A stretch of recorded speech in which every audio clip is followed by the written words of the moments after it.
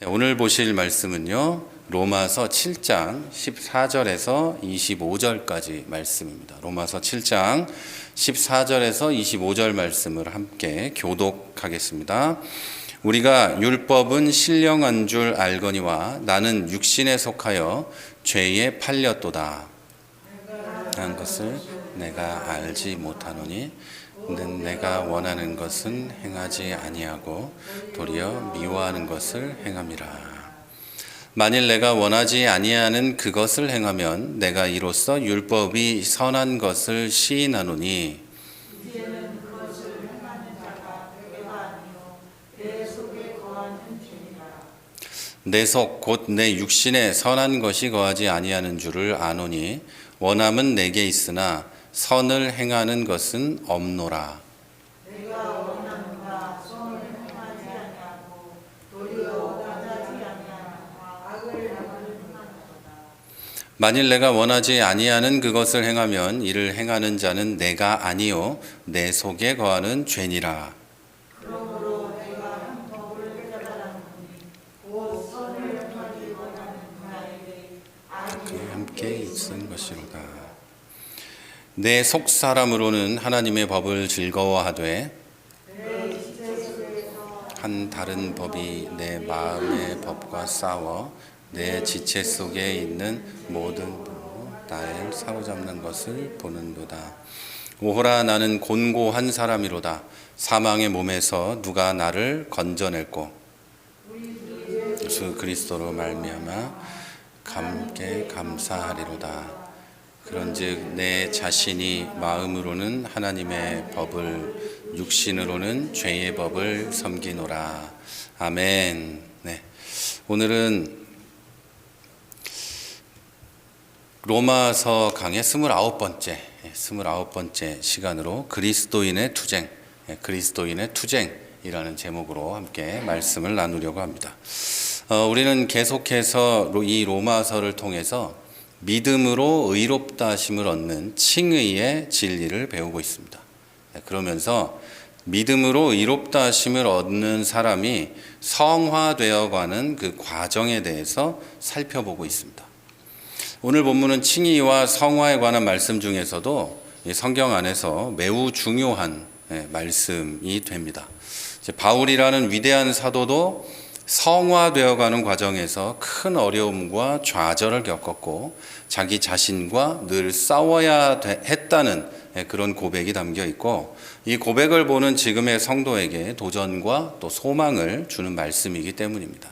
이 로마서는 바울이 이제 로마에 가서 있었던, 로마에 가서가 아니죠. 그 전에 썼죠. 그래도 나이가 꽤 들어서 쓴 책이기 때문에 바울은 그 젊은 시절, 그리고 그 좀 좋지 않았던 그 이전의 시절, 이 모든 것을 겪으면서 자기가 어떻게 이 죄의 유혹과 또 그런 것들을 이기면서 성령 안에서 지나왔는지, 그런 이야기를 이 로마서에서 해주는데, 그 중에 매우 중요한 이야기가 바로 오늘 본문에 들어 있습니다. 한편으로는 이렇게 중요하다 보니까 신학자들 사이에서 여러 가지 다른 의견들이 있습니다. 이게 바울이 자기 얘기를 한 거냐, 근데 자기 이야기라면 예수 믿기 전에 바리새인 시절의 이야기냐, 아니면 예수 믿은 이후의 이야기냐, 뭐 이런 것 때문에 많이들 다툼이 있었습니다. 어떤 사람들은 이 본문이 바울의 개인적인 경험이 아니라고 이야기하기도 합니다. 또 맞다고 얘기도 하고. 그런데 예를 들어서 이제 오리겐이나 크리소스톰이라는 이런 교부들이 있습니다. 이 교부는 좀 우리 개신교에서는 잘 안 쓰는 표현이긴 한데, 교부들은 사도의 그 제자의 그 제자쯤 되는 사람들이 교부들입니다. 그러니까 사도의 직속 제자는 아니지만 그 제자들에게 배운 사람들, 뭐 이런 분들이 되겠죠. 이분들 시대에는 신학적으로 굉장히 많은 다툼들이 있었습니다. 지금은 전 세계가 거의 통일된 정통 교리와 신학을 가지고 있지만 그 당시에는 그런 게 없었어요. 당연히 신학도 발전되지 않았고, 뭐 이 동네, 예를 들면 뭐 세종시, 보령시마다 성경 가르치는 선생님들이 계셨고, 그분들이 어떤 학파를 만들고 그분들에게 배우는 사람들이 가서 신학을 이렇게 세워 갔어요.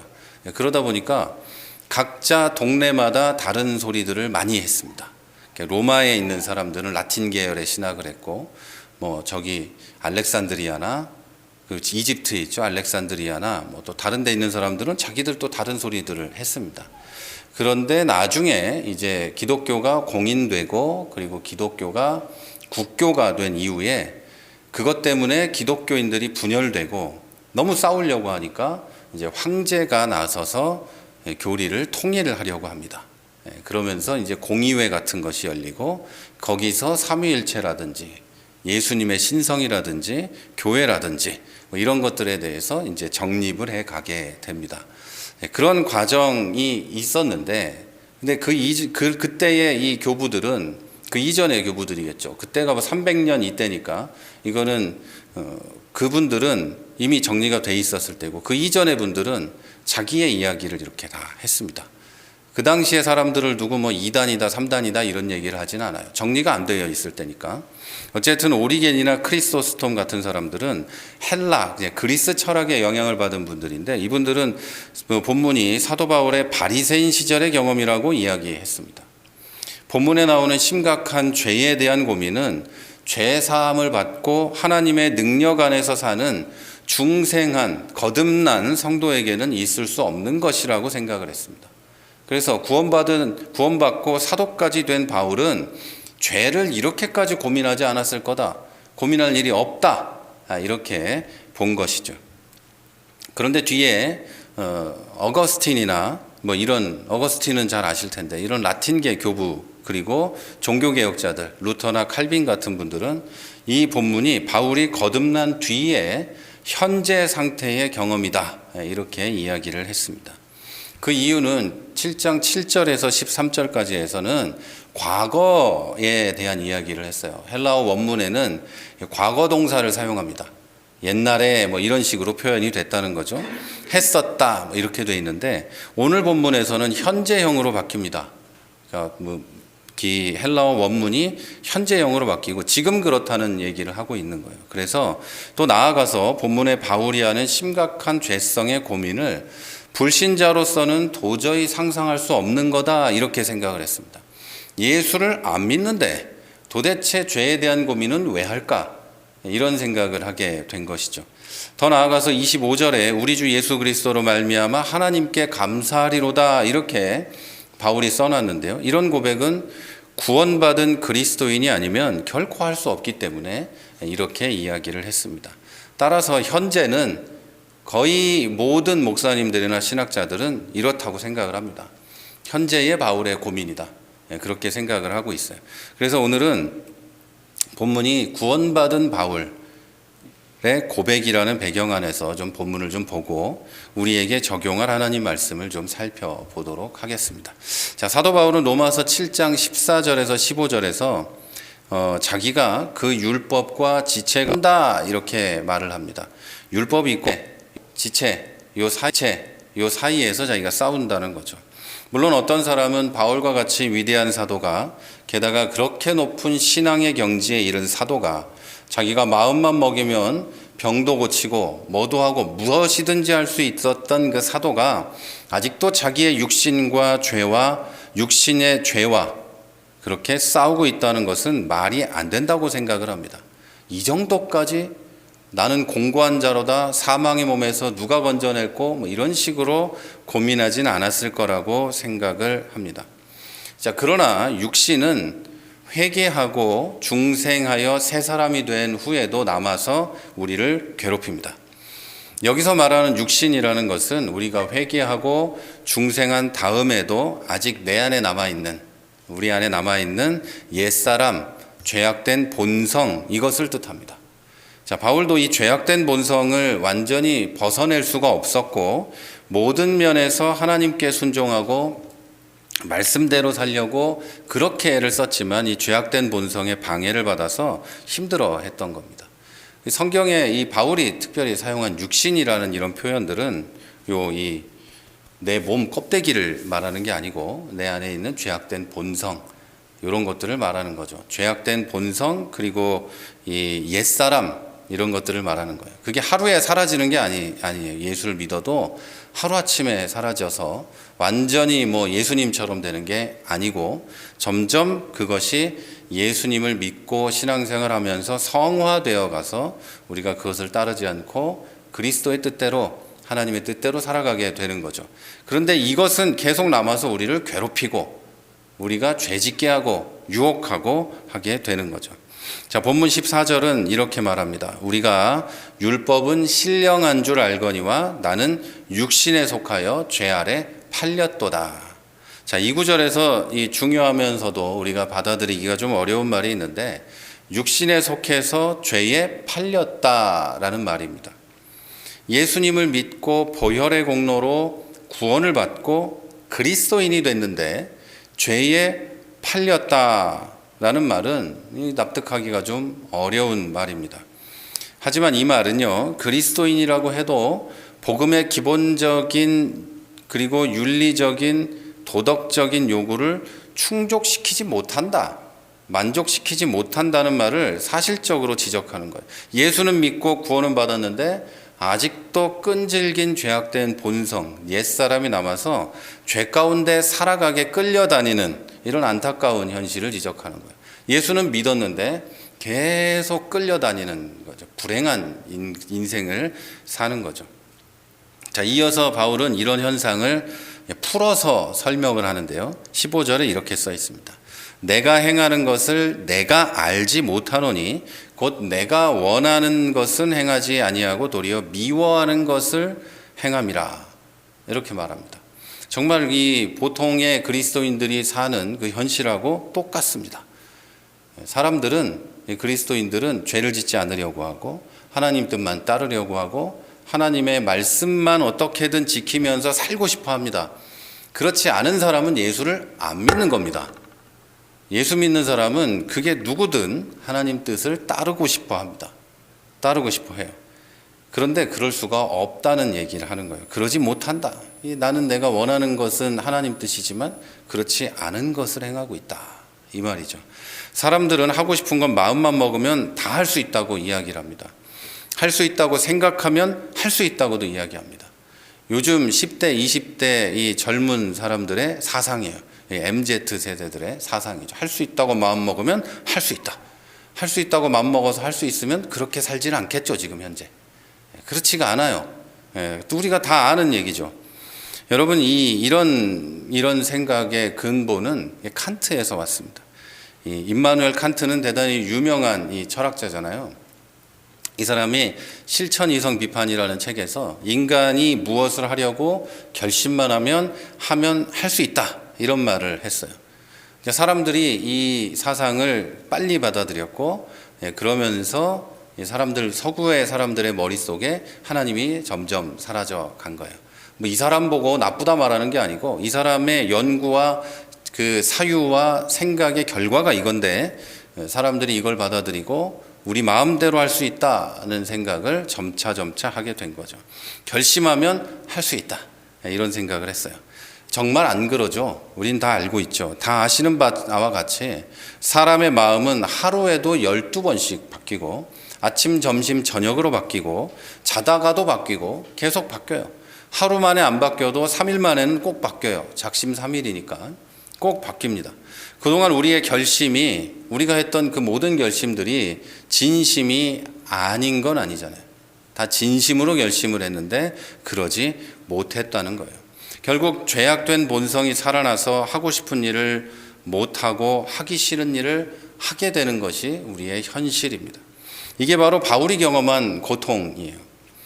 그리고 우리가 지금 현실에서 겪고 있는 깊은 아픔이죠.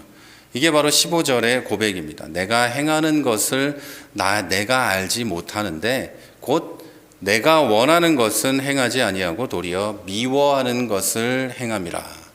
자, 하지만 여러분, 예수님을 믿지 않는 사람은 이런 경험이 없습니다.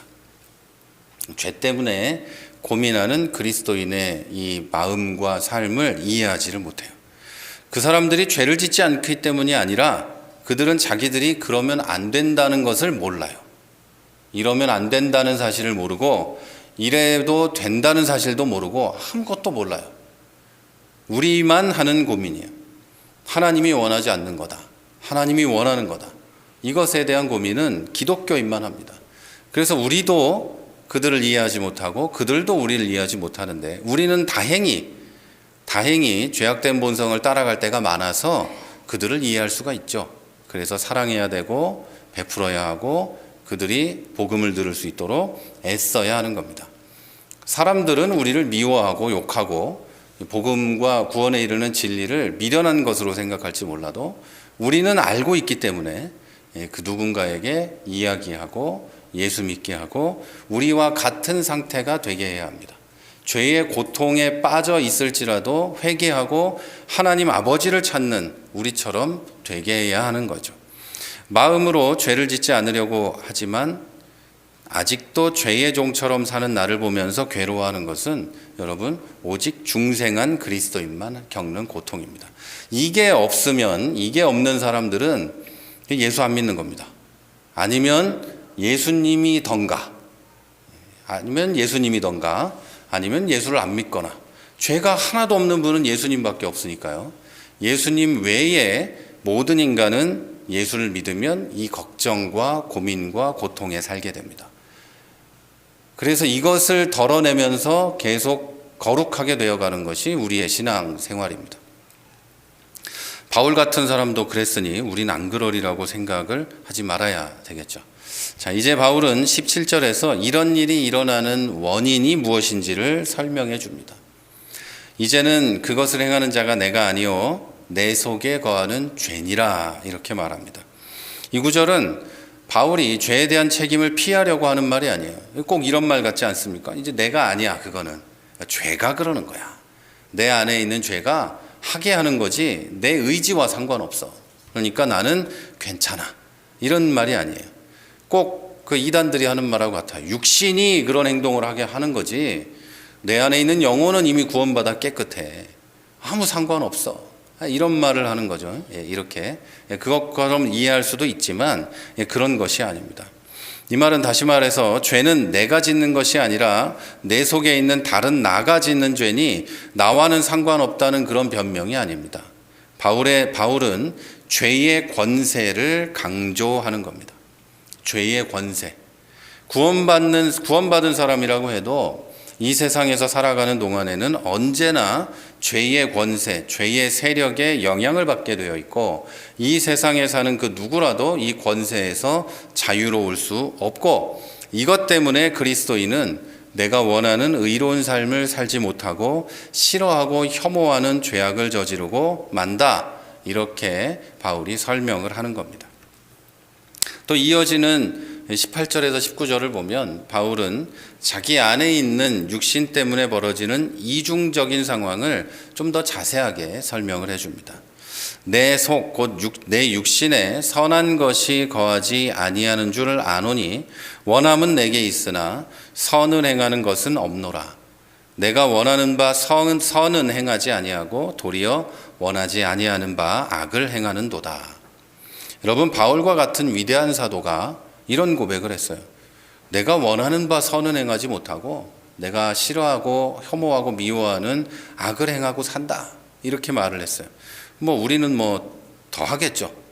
바울이 그랬으면 저는 적어도 훨씬 더 하는 거예요. 우리는 선한 척하고 착한 척 할 필요도 없는 거예요. 벌써 성경이 이런 사람들을 통해서 너는 그럴 필요가 없다고 얘기를 해줬어요. 내가 악하고 선한 일을 하지 못하고 하나님 뜻대로 살지 못한다는 것을 바울이 이미 고백을 해놨고 우리도 얼마든지 고백을 할 수 있는 거예요. 나아가서 우리는 나뿐만이 아니라 저 사람도 나하고 똑같겠지 이런 생각을 하셔야 돼요. 예수를 믿다 보면 또 교회 신앙생활 하다 보면 특별하고 특이하며 이상한 사람들이 있는데 그런 사람들도 나랑 똑같아서 저러는 거겠지.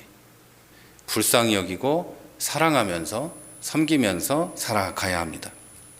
우리가 다 똑같기 때문이에요. 우리가 다 똑같아서.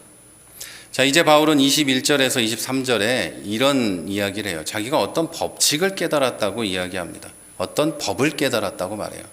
그러므로 내가 한 법을 깨달았노니 곧 선을 행하기 원하는 나에게 악이 함께 있는 것이로다.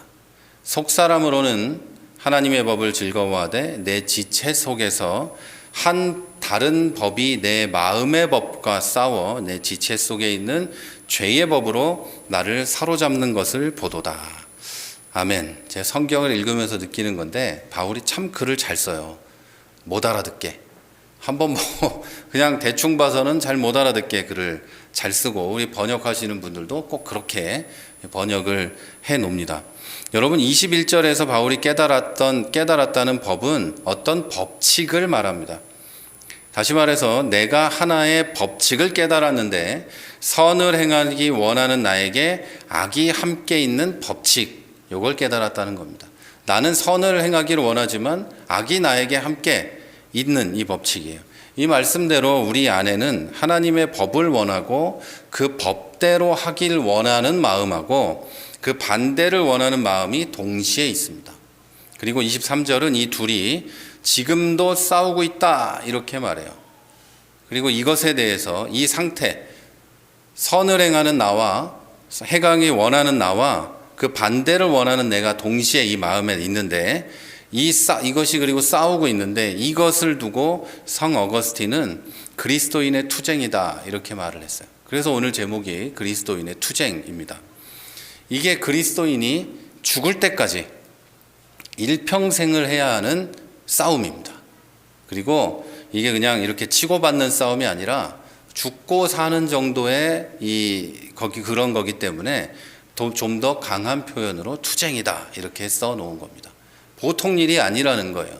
이게 신앙이 성장하면 성장할수록 선을 행하기 원하는, 그러니까 하나님 뜻대로 하기 원하는 마음이 점점 이기는 일이 많아지겠죠.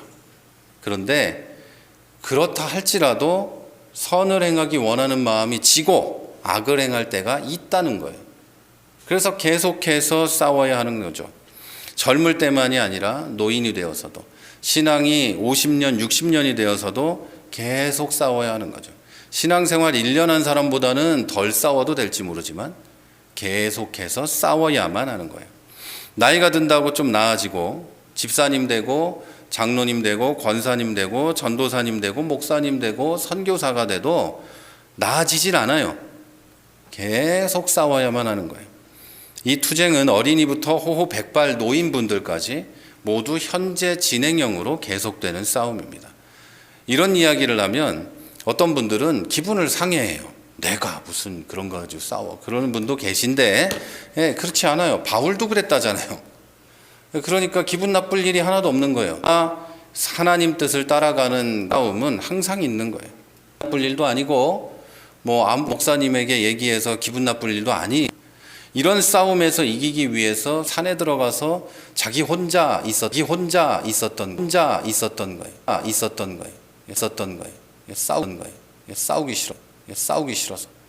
옛날에 어떤 이 수도사들은 사막 광야 한가운데 가가지고 이 높은 첨탑 꼭대기에서 혼자 살기도 하고, 아무도 만나지 않으면 죄를 짓지 않을 것 같고, 그 죄가 그런 게 아니에요. 죄는 내 안에서 역사하기 때문에 죄는 항상 나 혼자 있어도 있어요. 나 혼자 있어도 싸우고 나 혼자 있어도 힘들어요. 바울은 물론이고 우리가 알지 못하는 모든 기독교인들도 다 똑같이 이것 때문에 싸웠습니다. 자, 그래서 우리는 어느 한순간에도 마음을 놓을 수가 없습니다. 항상 싸우기 때문이에요. 우리가 쉬는 순간, 멈추는 순간 우는 사자와 같은 마귀는 우리를 삼키려고 계속해서 달려드는 겁니다. 세상에 존재했던 이 거의 모든 국가가 멸망하게 되는 그 원인은 외부보다는 그 나라의 내부에 있었습니다. 이미 내부가 썩을 대로 썩고 약해졌기 때문에 외부의 공격에 당하게 되는 거죠. 거의 모든 경우 한 사람이 망하게 되는 원인도 그 사람 자신에게 있습니다. 싸움 가운데 가장 힘들고 위험한 싸움은 나 자신과의 싸움이에요. 합리화할 수 있어요. 져놓고도 안 진 것처럼 할 수 있고, 완전히 져가지고 거의 죽을 위기에 처해져 있으면서도 이긴 걸로 생각할 수도 있어요. 자기 자신만 괜찮다고 생각하는 거죠. 거의 못 이기는 싸움이 나와의 싸움이에요. 나아가서 그리스도인에게는 위대한 바울마저도 자주 패했고 정말 이기기 어려웠던 싸움이 있는데 바로 죄악된 본성과의 싸움이에요. 여러분, 이 싸움은 죄를 향해 달려가고 싶어하는 나 자신과의 싸움이에요. 하나님 반대로 치달아 달려가고 싶어하는 그 나 자신과의 싸움이에요. 하면 안 되는 것 알지만 정말 하고 싶은 죄의 유혹과의 싸움이에요. 그래서 계속해서 교회에 묶어놓고 성경에 묶어놓고 기도하는데 묶어놓고 해야 되는 거예요. 계속 도망가니까 내 허리를 묶어가지고 붙잡아 놔야 되는 거예요. 항상 붙잡아 놔야 돼요. 그런 환경이 안 되도록 붙잡아 놔야 되는 거예요. 하면 안 되는 걸 아는데도 정말 하고 싶은 게 죄거든요. 하면 안 되는데 정말 하고 싶은 게 죄예요. 제가 이 얘기는 안 하려고 그랬는데, 왜냐하면 제 아내가 절대 하지 말라고 그랬는데, 어떤 목사님이 교회에서 사임을 했어요. 사임을 한 이유가 사실은 이제 교회에서 나가게 된 건데, 어느 날 장로님이 주일날 아침에 교회에 갔는데, 교회 이제 사무 보는 자매가 우리 목사님은 주일날 예배 전에 항상 1시간씩 어딜 다녀와요 그러더래요. 그래서 장로님, 목사님 어디 가실까? 그래가지고 쫓아갔대요. 어느 주일날 쫓아갔더니 한 20분 정도 떨어진 무슨 제라고 하는 어디 언덕에 올라가가지고 담배를 피고 오더래요. 그러고 내려오더래요. 그리고서 주일날 예배를 인도하더라는 거죠. 저는 그 목사님이 뭘 잘못했다 이런 얘기를 하고 싶은 게 아니라, 하면 안 되는 걸 얼마나 알았겠어요. 자기도 목사인데 얼마나 하면 안 되는 걸 알았지만 그 주일 예배 전에 죄의 유혹과 이런 데에 넘어가서 담배를 한 대 피고 내려와서 예배 인도를 한 거예요.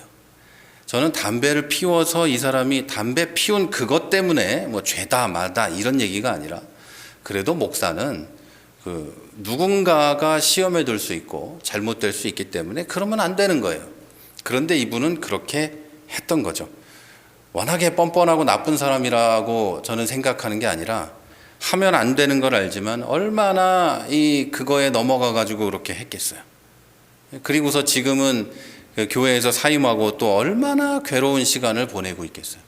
이 괴로운 싸움을 이 바울도 계속해서 싸웠고 우리도 싸우는 거예요. 그 죄의 대상이 그분은 그거였고 우리는 다른 뭔가가 있겠죠. 누가 생각할 때 나쁜 것도 아니라고 생각하는 걸 수도 있고, 기독교인들이 생각할 때도 별거 아니라고 생각할 수 있지만, 나에게는 하나님 뜻에 반대되는 것 같은 이런 것들이 누군가에게는 하나씩은 다 있는 거예요. 그래서 그거에 넘어가면 또 그리스도인이니까 회개하고 내 죄를 용서해 달라고 하고 계속 이런 거를 하면서 살아가는 거죠. 여러분, 이 괴로운 싸움을 싸우던 바울은 그 유명한 말이죠. 결국 이런 말을 하게 됩니다. 오호라, 나는 곤고한 사람이로다. 이 사망의 몸에서 누가 나를 건져내랴. 건져낼 사람이 없는 거예요. 나 자신도 이길 수 없고 누구도 건져낼 수 없는 거예요. 내가 다른 사람에게 있는 마귀는 꺼내줄 수 있어도 내 안에 있는 죄악된 욕망은 이길 수가 없었던 거예요.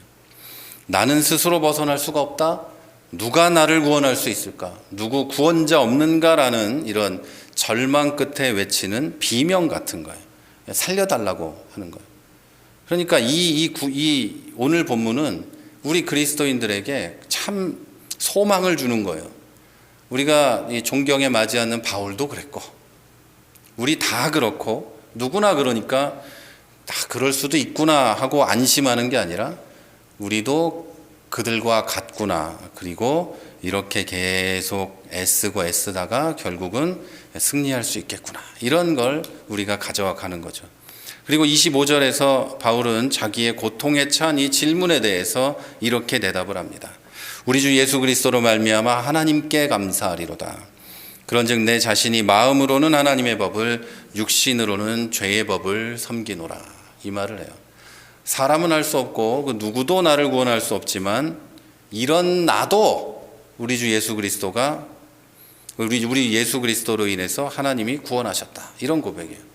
이 죄성에 물들어서 사는 나도 예수님의 십자가의 보혈로 구원받았다. 이런 것을 이야기하는 겁니다. 바울은 나는 우리 주 예수 그리스도를 통해서 하나님께 감사합니다 이렇게 말해요. 자, 이렇게 죄악 때문에 고통을 당하는 나 자신이 아니라 예수님 때문에 구원받은 것에 대해서 감사하는 거예요. 우리가 확실히 알아야 될 것은 우리가 예수님 만나기 전에도 이 상태였고요. 예수를 만난 뒤에도 이 상태입니다. 여러분, 어떤 사람이 예수 믿고 그 사람의 인격이나 인성이나 이런 것들이 계속 성장하고 좋아질 수 있어요. 많이 그렇게 됩니다만 그 본성이 안 바뀌는 경우가 굉장히 많아요. 본성이 안 바뀌어가지고 뭔가 특별한 계기만 있으면 그 본성이 툭 튀어나와서 이런 사람들이 있어요. 아무리 이 조직폭력배가 예수 믿고 구원받고 목사가 돼도 하던 짓이 똑같은 사람을 수도 없이 봅니다. 아닌 사람들도 있겠지만 그렇게 본성을 못 이기고 결국은 이 교회 안에서 폭력을 휘두르고 사람들을 막 그러는 경우를 너무나 많이 봤어요. 그러니까 여러분, 그것이 변하지 않아요. 그런데 그 본성 나 때문이 아니라 예수님 때문에 구원을 받았다는 거예요. 예수님 때문에. 나 때문이 아니라 예수님 때문에. 그래서 우리는 그런 사람들을 바라볼 때도 하는 짓이 나쁘다라고 말해야지, 저거 지옥 갈 거야, 이거는 곤란한 거예요. 왜냐하면 그 사람의 그 행위로 구원받은 게 아니고 그 사람을 사랑하시는 예수님 때문에 구원받은 거니까요. 그래서 구원에 대해서는 실제로 이상하게 믿지 않는 이상은 우리가 말할 수 없기도 합니다. 여러분, 구원은 스스로 이룰 수 없고 또 율법적인 법을 지키는 노력을 통해서도 얻을 수 없고 오직 그리스도를 통해서만 이루어지는 게 얼마나 감사한 일이에요. 사람들이 자꾸 이 진리를 거부하고 내가 믿어줌으로, 깨달음으로 이렇게 구원받았다고 말하는 사람들이 점점 늘어나고 있어요. 아주 논리적이기도 하고 좋아 보이기도 하죠. 아주 들을만도 하고 괜찮아 보여요. 여러분, 정말 나쁜 거는 먹음직도 하고 보암직도 해요. 들을만도 하고 그런 것 같기도 해요. 충청도식으로 하면 긴 것도 같고 긴 것도 같아요. 그런 것 같아요. 그런 것들이 우리가 받아들이기 쉽죠. 요즘에 그 유튜브에서 유행하고 있는 박진영 씨의 이런 강의 같은 것들이 딱 받아들일만 해요. 이해될 만하고, 그래서 그런 거구나 할 만해요. 그런데 성경을 성경대로 이야기하면 그런가? 아닌 것 같은데, 이런 생각이 들어요. 그래서 성경을 성경대로 이야기하면 믿어야 하는 것이고 성령이 우리에게 믿음을 주는 것이고 깨닫는 게 아니라는 말이에요. 깨닫는 게 아니에요. 성경은 성령의 은혜와 능력으로 믿는 것이고, 그리고 우리가 성령의 조명으로 깨닫는 거예요.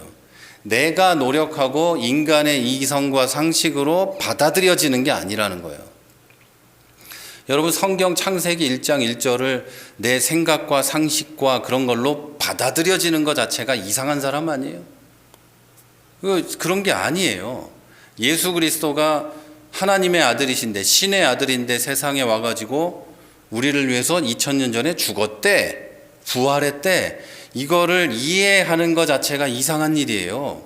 그거는 믿는 거예요. 내가 믿는 게 아니고 성령이 내 안에서 역사하시는 거죠. 그래서 내가 믿을 수 있게 되는 거예요. 근데 이거를 모르니까 사람들이 공교롭게 만들어진 것 같은 이야기들, 그런 것들을 좋아해요. 받아들여질 만하고 철학적이고 논리적인 것 같고, 그러하구나, 이렇게 생각이 들어요. 그래서 신천지와 같은 이상한 이단들의 말들도 신앙생활을, 성경을 잘 모르고 신앙생활만 하던 사람들, 그런 사람들은 그러하구나, 그렇지 라고 이해하게 되는 거예요. 그래서 내가 이해되면 믿었다고 생각을 하는 거예요. 믿고 싶은 걸 믿는 거고 받아들이고 싶은 걸 받아들이는 거예요. 여러분, 그런 거 아니에요. 신앙생활은 성령의 인도와 역사하심으로, 성령의 선물로, 믿음을 가짐으로 시작되는 거예요. 절대 인간의 그런 피나는 노력으로 얻어지는 게 아니에요. 어느 날 내가 생각을 해봤더니 우주가 어떻게 생겼는지, 사람이 어디로 가는지 고민이 되더라. 그래서 여러 종교의 책들을 읽어봤으나 성경이 나에게 다가오더라. 이런 헛소리는 그런 거 아니에요, 여러분. 그런 거 아니에요. 성경을 읽었더니 하나님이 나에게 믿음을 주셨다. 이거 되는 얘기죠. 성경을 읽고 분석을 해보고 뭘 했더니 깨달아지더라. 이 아니에요. 죄사함 거듭남의 비밀, 깨닫는 비밀, 이런 거 여러분 구원파 2단입니다. 그렇게 되는 건. 그리고 일반 목사님들도 이런 식으로 이해하고 생각하는 분들이 있는데 여러분 절대 아니에요. 절대 그렇지 않아요. 믿음은 하나님의 선물이고 하나님이 선택하신 우리를 구원하시는 거예요. 그래서 믿음은 하나님이 태초 이전부터 계획하시고 선택하시고 사랑하신 자들에게 부어주시는 선물이고, 신앙생활을 하면서 얻는 기쁨, 또 반대로 신앙생활을 하면서 얻는 고통, 오늘 본문과 같은 이런 고통도 하나님이 우리를 사랑하셔서 주시는 거예요. 자식이니까 그렇게 하시는 거예요. 그거를 내가 했다, 내가 알았다, 내가 하나님께 나아갔다 라고 하는 순간 그 사람은 하나님의 사랑과 그리스도의 십자가의 보혈의 공로를 아무것도 아니게 만들고 내가 구원받았다고 선언하는 거예요. 내가 어떤 신을 찾아서 구원받았다 이렇게 말하는 거고, 그 구원이라는 그 말도 뭔지 모르고 하는 말이에요. 우리의 구원은 하나님이 나를 사랑하시고 죄악 가운데 빠져있는 죄의 노예되고 마귀의 종된 나를 하나님이 나를 사랑하셔서 그리스도로 인해서 자기에게로, 하나님에게로 데리고 간 것, 하나님의 자녀 삼으신 것, 예수님은 보혈의 공로로 나를 속량하신 것, 그게 구원이에요. 그래서 이 세상에서도 나는 구원받은 사람이니까 이 세상에서도 천국의 삶을 누리는 거죠. 그리고 죽어서는 당연히 하나님이 준비해 놓으신, 예수님께서 예비하시겠다 하신 그 처소에 가는 거죠. 그곳이 하나님이 예비하신, 준비하신 천국이 되는 거예요. 그리고 이 세상에서는 하나님과 교제하며 하나님과 걸어가는 것, 이게 우리에게 구원이고 천국이죠. 그래서 신앙생활이 기쁜 것만 있는 게 아니에요. 행복하지만은 않은 거예요. 바울처럼 고통스럽기도 한 거예요. 하나님의 자녀가 되고 하나님의 법 아래 있으니 하나님의 법대로 못 사는 내가 고통스럽고 죄책감이 생기게 되는 거죠. 그런데 종국에는, 마지막에는 바울처럼 이런 나 때문이 아니라 그리스도로 인해서 나를 구원하시는구나, 그것에 감사하는 것이 신앙생활이에요. 그러니까 여러분 그 유튜브에 있는 거 물론 안 보시겠지만 이상한 사람들이 많거든요. 그런 거 아무리 유명해도 안 보시는 게 가장 좋습니다. 자, 사람들은 나 스스로 할 수 없는 것은 불가능하다고 생각하지만, 내가 하지 못하지만 그래서 내 공로는 하나도 필요하지 않고 오직 그리스도의 십자가의 보혈로만 구원을 받는 것이 얼마나 감사한 일입니까? 얼마나 감사한 일. 나는 아무것도 못하고 아무리 노력해도 안 되는데 내 공로가 필요 없고 주님의 십자가의 보혈로만 구원받는 게 얼마나 은혜로운 일이에요. 근데 이거를 안 믿어요. 십자가에 달려 돌아가신 건 사실이지만 구원받으려면, 실제 구원을 받으려면 내가 그분을 믿고 내가 이 세상에서 그리스도인으로서 좋은 삶을 살아야 한다, 이렇게 믿는다는 거죠. 아니에요. 우리가 하나님의 법에 합당할 만큼, 하나님만큼, 그리스도만큼 그렇게 살 가능성이 없어요. 구원에 이를 만큼 선을 행하면서 살 가능성이 없어요. 그래서 예수님이 세상에 오신 거라는 거예요. 그렇지 않으면 뭐 하려고 와요? 그럴 가능성이 있는 사람들이 있는데, 그렇지 않습니다. 이건 제 얘기가 아니고 제가 막 이렇게 이야기하는 게 아니고 성경이 정확하게 그렇게 말합니다. 자, 저는 우리 모두가 이 사실에 더욱 감사해야 돼요. 죄 때문에 절망하고 오늘도 뭔가 조그만 죄라도 짓는 나 때문에 힘들어하는 게 아니라 그것 때문에 회개하고, 하지만 하나님의 은혜를 구하지만 구원이 이런 나 때문이 아닌 것이 얼마나 감사한 거예요. 자, 그래서 이렇게 감사하는 바울은 이렇게 말합니다. 그런즉 내 자신이 마음으로는 하나님의 법을, 육신으로는 죄의 법을 섬기노라. 자, 여러분, 이 상황은 구원이 완성될 영광스러운 그날까지 계속될 겁니다. 예수님께서 오시거나 우리가 죽기 전에는 결코 중간에 멈추지 않습니다. 그래서 바울은, 이 사람이 바울이 쓴 모든 책에는 신앙생활은 전쟁이고 마라톤 같은 거고 싸움이고 투쟁이고 이렇게 써놨어요. 신앙생활은 이런 것들에 대한 싸움이에요. 그리스도인은 사는 날 동안 나의 죄악된 본성을 자극해서 계속 노예로 삼으려는 죄의 세력과 싸워야 합니다. 이 고통과 아픔은 이 세상에서 생명이 끝날 때까지 계속 될 겁니다. 자, 여러분, 우리는 정말 하나님의 법을 지키면서 살고 싶지만 죄악된 본성을 가지고 죄 속에서 살아갈 수밖에 없습니다. 죄의 유혹에 흔들립니다. 이런 사실이 우리는 괴로울 수밖에 없어요. 성도는 모두 똑같아요. 죄를 짓지 않으려고 해도 우리는 죄를 짓습니다. 죄의 양이 적어지고 흉악한 죄에서 그렇지 않은 죄로 나아갈 수는 있겠지만 우리는 항상 죄를 짓습니다. 그러나 이 모든 것에서 우리는 절망하고 고통스러워할 필요는 없습니다. 오히려 바울처럼 감사할 줄 알아야 됩니다. 이 모든 죄악들 때문에, 이 모든 불의 때문에 우리의 받은 구원이 취소되지 않기 때문이에요.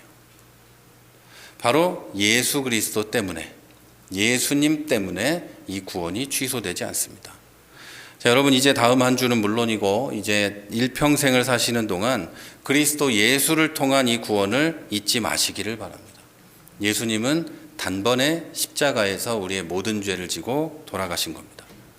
자, 여러분, 그래서 죄의 고통 중에서도 주님의 십자가 때문에 감사하고, 죄 때문에 힘들어도, 세상이 어려워도 주님의 십자가 때문에 감사하고 기뻐하고 그 사랑을 전할 수 있는 저와 여러분이 되기를 바랍니다. 나아가서 다른 사람의 죄성을 보면서 저 사람도 나랑 똑같아서 저러는구나, 이런 걸 알고 기도하고 사랑하시기를 바랍니다. 그래서 죄악된 이 세상에서도 감사와 기쁨이 넘치는 저와 여러분이 되시기를 주님의 이름으로 축원합니다.